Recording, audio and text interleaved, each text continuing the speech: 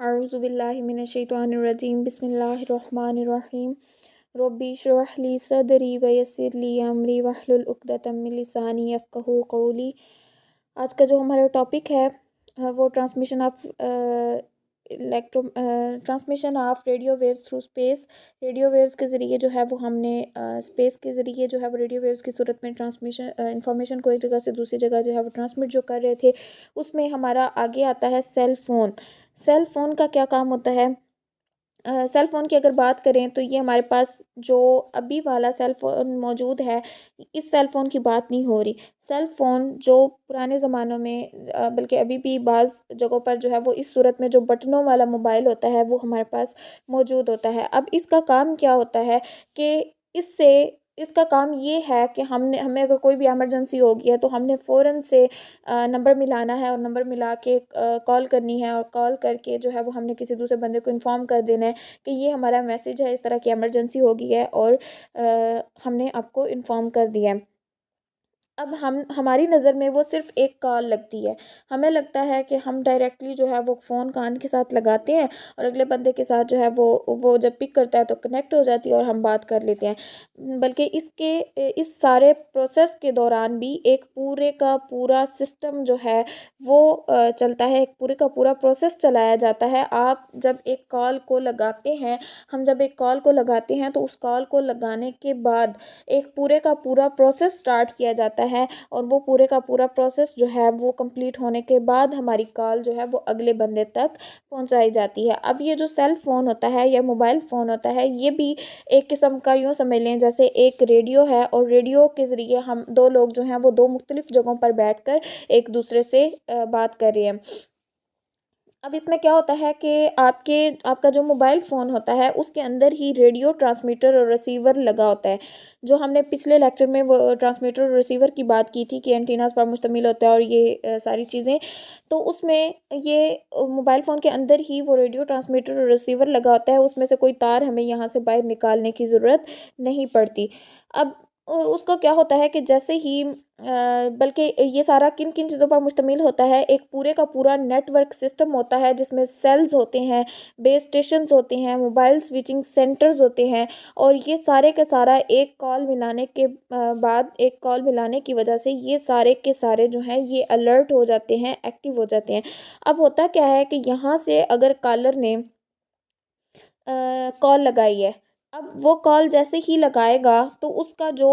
उससे पहले बल्कि देख लेते हैं कि कॉलर जो बेस स्टेशन है, वो बेस स्टेशन क्या चीज़ है? बेस स्टेशन बेसिकली एक जो है वो एरिया ऐसा होता है जो एक वायरलेस कम्युनिकेशन स्टेशन कहलाता है, जिसको हम सादा लफ्ज़ों में जैसे हम कहते हैं कि ये हमारे टावर लगे होते हैं, उन टावर्स की बात की जाए तो उनका जो कंट्रोल होता है जहाँ पे उन टावर्स उन वो टावर्स जो कैच करते हैं उसका जो ऑफिस होता है उसको हम बेस स्टेशन कहते हैं। अब बेस स्टेशन से क्या होता है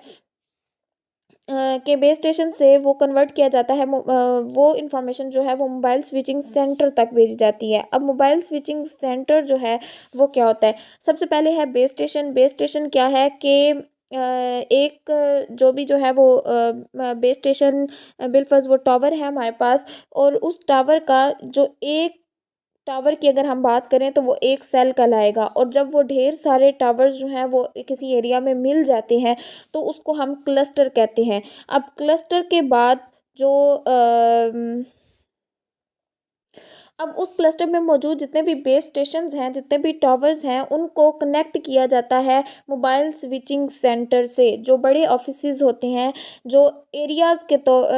के लेवल पे होते हैं, जैसे अब टावर्स को देखा जाए तो वो हर इलाके में 1-2 इलाके छोड़कर या कम से कम भी जो है वो 2 इलाके छोड़कर तकरीबन लगाया जाता है। तो इस तरह के जो एरियाज़ होते हैं, एरियाज़ को मिलाकर एक एरिया के अंदर जितने भी वो आपके टावर होते हैं, जो आपके बेस स्टेशंस होते हैं, वो एक क्लस्टर बनाते हैं और उन क्लस्टर्स को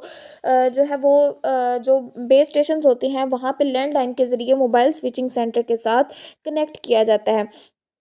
अब उससे क्या होता है कि जो कॉलर होता है वो कॉलर जब कॉल मिलाता है तो फ़ौरन से उसका जो बेस स्टेशन होता है वो जैसे ही वो रेडियो वेव्स के ज़रिए उसके सिग्नल जो है वो उस टावर के साथ जाकर मिलते हैं तो बेस स्टेशन जो है वो अलर्ट होता है और वो उस कॉल को ट्रांसफ़र कर देता है मोबाइल स्विचिंग सेंटर के पास। अब मोबाइल स्विचिंग सेंटर में जब कॉल चली जाती है तो वो फ़ौरन से प्रोसेस करते हैं और देखते हैं कि ये जिसको कॉल मिला रहा है वो कौन से एरिया में आता है, और जिस एरिया में वो आता है उस एरिया का जो टावर स्टेशन होता है उसको अलर्ट कर दिया जाता है कि ये कॉल आ रही है और इसकी फ़ौरन से लोकेशन ट्रेस करके ये कॉल जो है ये कनेक्ट की जाए। अब वो जो टावर स्टेशन होता है वो क्या करता है कि वो उस लोकेशन को ट्रेस करता है, उस नंबर को ट्रेस करता है, वो चेक करता है कि इसकी चेक लिस्ट में ये किस नाम से सेव था और जो है वो ये बंदा जो है ये किस जगह पर जो है वो लोकेट करता है। अब उस लोकेशन को जैसे ही ट्रेस किया जाता है तो फिर उसको उसकी जो कॉल होती है वो अगले कॉलर तक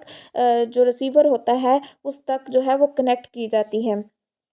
अब इस सारे प्रोसेस के गुज़रने के बाद फिर हमारी जो कॉल है वो हमारी एक बंदे से दूसरे बंदे तक होती है, और इसमें शायद कुछ सेकंड्स लगते हैं क्योंकि लोकेशन ट्रेस करने में और ये सारा काम उनकी ऑलरेडी जो है वो लिस्ट बनी होती है और उसमें लोकेशन ट्रेस करने में कुछ सेकंड्स जो हैं वो आपके लगते हैं। अब इसका काम क्या होता है कि जो मोबाइल स्विचिंग सेंटर होते हैं वो उस क्लस्टर के जो उस क्लस्टर के अंदर हर क्लस्टर के अंदर जो जो उस mobile switching centre different areas के होते हैं, तो वो मोबाइल स्विचिंग सेंटर जो होते हैं हर एरिया के रहने वाले जो सारिफिन होते हैं उनकी इन्फॉर्मेशन अपने पास स्टोर रखता है। अपने पास उनके पास जो उसकी इन्फॉर्मेशन होती है वो स्टोर हुई हुई होती है, और उस तरीके से जो है वो उनकी कॉल जो है वो एक दूसरे के साथ कनेक्ट की जाती हैं। अब जो कॉल होती है वो रेडियो वेव सिग्नल्स में सेल फ़ोन से बात जब की जाती है तो वो साउंड वेव्स को रेडियो वेव सिग्नल्स में तब्दील कर दिया जाता है, और उसके बाद उन रेडियो सिग्नल्स को कॉलर के मकामी बेस स्टेशन में भेज दिया जाता है। मतलब जैसे ही सेम वही प्रोसेस के जैसे ही यहाँ से उसने बात की तो वो साउंड वेव थी। अब साउंड वेव यहाँ से होने से लेके इधर तक वो एक इलेक्ट्रोमैग्नेटिक वेव की सूरत में मूव करेगी, लेकिन जैसे ही उसने रिसीवर तक पहुंचना होगा तो उस इलेक्ट्रोमैग्नेटिक वेव सिग्नल को जो है वो चेंज कर दिया जाता है साउंड वेव में दोबारा, और इस तरह जो रिसीवर होता है वो अपने बेस स्टेशन से वो कॉल जो है वो कनेक्ट हो जाती है, और आखिर में कॉल को रिसीवर के सेल फ़ोन की तरफ मुंतकिल कर दिया जाता है। मोबाइल का रिसीवर रेडियो वेव्स को दोबारा आवाज़ में तब्दील कर देता है। इसमें ट्रांसमीटर लगा होता है जो साउंड वेव्स को इलेक्ट्रोमैग्नेटिक वेव्स में कन्वर्ट करता है। अब उन इलेक्ट्रोमैग्नेटिक वेव्स ने यहाँ से होते हुए इस सेल तक जो है उसने सेल से आगे रिसीवर तक जो है वो पहुँचना होता है। अब रिसीवर के मोबाइल में जैसे ही वो ट्रांसमीटर से आया हुआ जो इलेक्ट्रोमैग्नेटिक सिग्नल है वो जैसे ही इस रिसीवर के मोबाइल में पहुँचेगा तो रिसीवर के अंदर रिसीवर के मोबाइल के अंदर जो रिसीवर रेडियो वेव्स जो हैं वो इस्तेमाल की गई हैं, रिसीवर के अंदर जो वो रिसीवर इस्तेमाल किया गया है वो उन रेडियो वेव्स को जो है वो साउंड वेव्स में दोबारा तब्दील कर देगा। अब बात करते हैं फ़ोटोफ़ोन की। फ़ोटोफ़ोन क्या है कि जो आजकल के ज़माने में हम ये इस्तेमाल कर रहे हैं, जिसमें हम पिक्स बना सकते हैं, हम दोस्तों से गपशप लगा सकते हैं, हम वीडियो कॉल्स कर सकते हैं। इस तरह के डिफरेंट जो काम्स होते हैं ये हम